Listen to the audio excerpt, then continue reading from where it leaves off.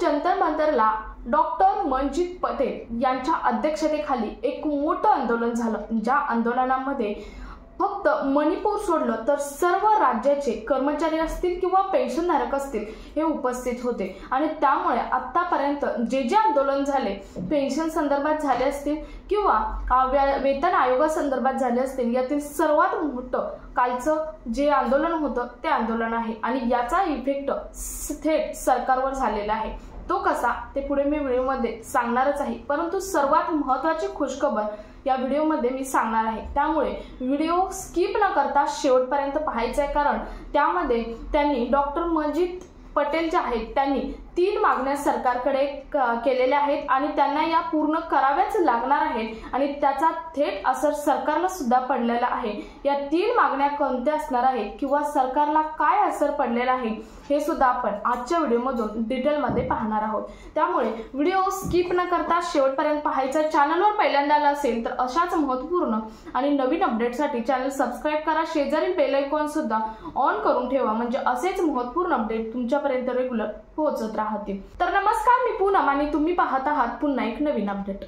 काल डॉक्टर मनजित पटेल यांच्या उपस्थितीमध्ये जंतर मंतरला अधिवेशन झालं। ते सर्वात मोठं अधिवेशन होतं, कारण प्रत्येक राज्यातील, भारतातील जे राज्य आहेत त्या प्रत्येक राज्यातील कानाकोपऱ्यातील जे पेन्शनधारक आहेत, कर्मचारी आहेत, ते तेथे उपस्थित होते। फक्त मणिपूर सोडलं तर प्रत्येक राज्यातील कर्मचारी असतील किंवा जे पेन्शनधारक आहेत, पेन्शनधारक सुद्धा काही तेथे उपस्थित होते। त्यामुळे सर्वात मोठं आंदोलन होतं। या आंदोलनामध्ये प्रामुख्याने 3 मागण्या माननीय डॉक्टर मनजित पटेल यांच्याकडून करण्यात आल्या आणि याचा थेट असर सरकारवरती पडला। तो असर कसा पडला ते पुढे आपण पाहणारच आहोत, पण पहिल्यांदा आपण या 3 मागण्या कोणत्या आहेत ते पाहूया। तर त्यातील सर्वात पहिली मागणी आहे ती बघा काय आहे, तर ओपीएस मध्ये कर्मचाऱ्यांचा पूर्ण असताना वापस व्हायलाच पाहिजे, ही सर्वात पहिली मागणी करण्यात आलेली आहे काल।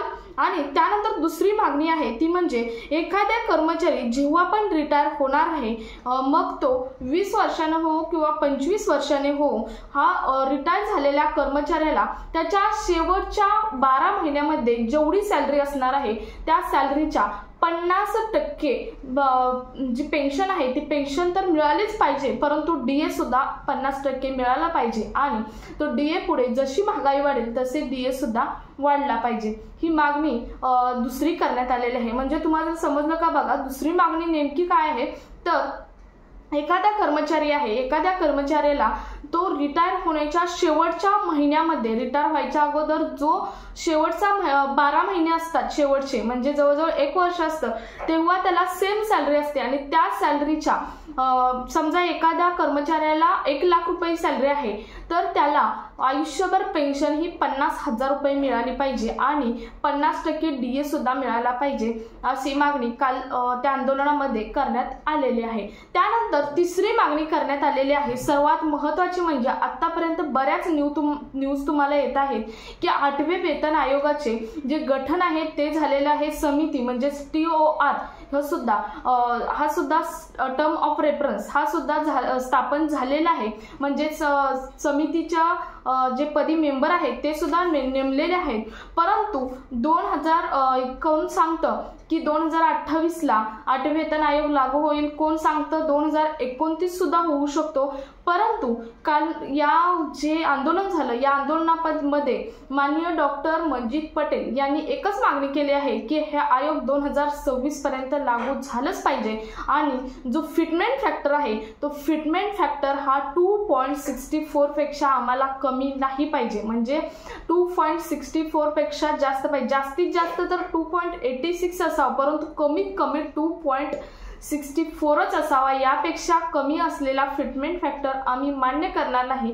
जरी 8वे वेतन आयोग लागू झाले तरी आम्ही राजनीती उलटून टाकू, हे सरकार उलटून टाकू, असा थेट सरकारला इशाराच डॉक्टर मनजित पटेल यांनी सर्व कर्मचाऱ्यांच्या उपस्थितीमध्ये, सर्व पेन्शनधारकांच्या उपस्थितीमध्ये काल आंदोलनात दिलेला आहे। आणि हे सर्वात मोठं आंदोलन असल्यामुळे सरकारने सुद्धा यांची दखल घेतलेली आहे आणि सरकारने उद्या 11 नोव्हेंबरला ते वित्त मंत्र्यांनी खुद्द 11 नोव्हेंबरला यांची मीटिंग बोलवलेली आहे। त्यामध्ये मीटिंगमध्ये काही प्रतिनिधी तर जातील, परंतु स्वतः डॉक्टर मजिद पटेल हे जाणार आहेत आणि त्यांच्याबरोबर काही प्रतिनिधी जातील। यामध्ये काय निर्णय होणार आहे तो आपल्याला समजणारच आहे। त्यामुळे आपल्याला उद्या 11 नोव्हेंबर 2025 ची वाट बघावी लागणार आहे, कारण कालचं जे आंदोलन होतं ते खूप मोठं आंदोलन होतं आणि याच आंदोलनाची दखल घेत वित्तमंत्र्यांनी उद्या म्हणजे 11 नोव्हेंबरला टायमिंग सांगितलेलं नाही, परंतु 11 नोव्हेंबरला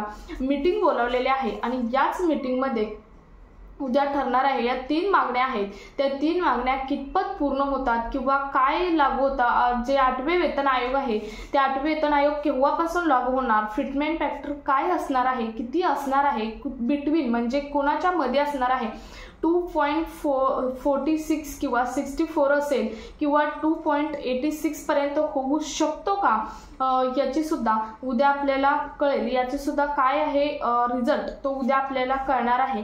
फिक्स माझ्या तर अभ्यासानुसार किंवा बाकी जे तज्ञ आहेत त्यांच्या अभ्यासानुसार सरकार हे कधीच एका आंदोलनात फिक्स कोणती गोष्ट सांगत नाही। त्यामुळे उद्या सुद्धा काय निर्णय होतो याची सुद्धा वाट पाहावीच लागेल।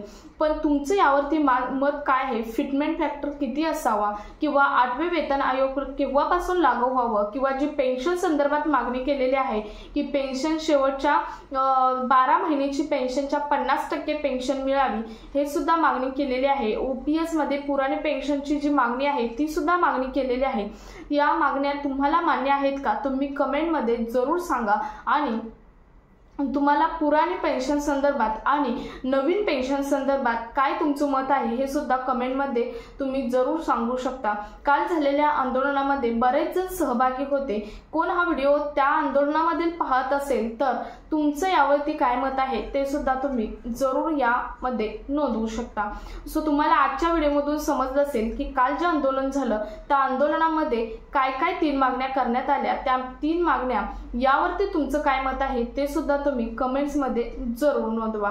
सो तुम्हाला आता म्हणजेच आपल्याला उद्याची वाट पाहावी लागेल की उद्या जे 11 नोव्हेंबर आहे उद्या 11 नोव्हेंबरला काय निर्णय होणार आहे। या तर मागण्या केलेल्याच आहेत, परंतु या मागण्यावरती सरकार काय दाखला म्हणजेच रिझल्ट देणार आहे याची सुद्धा आपल्याला वाट पाहावी लागेल। मागे एकदा आंदोलन झालं होतं तेव्हा सरकारने सांगितलं होतं फायनान्शियल बजेट देशाचं लक्षात घेऊन आम्हाला निर्णय घ्यावे लागतात, परंतु यासाठी आम्हाला वेळ लागेल। परंतु वेळ किती लागणार आहे हे सुद्धा महत्त्वाचं आहे आणि तोच वेळ विचारण्यासाठी उद्या माननीय डॉक्टर मजिद पटेल आणि काही प्रतिनिधी वित्त मंत्रालयासोबत यांची मीटिंग असणार आहे। त्या मीटिंगमध्ये आपल्याला बऱ्याच अपडेट समजणार आहेत। त्यामुळे चॅनलवर जर नवीन असाल तर आत्ताच सबस्क्राइब करून ठेवा, म्हणजे पुढच्या अपडेट तुम्हाला उद्याचे आलेले अपडेट तुम्हाला समजत राहील। सो भेटूयात पुढच्या एका नवीन अपडेट सोबत, तोपर्यंत धन्यवाद।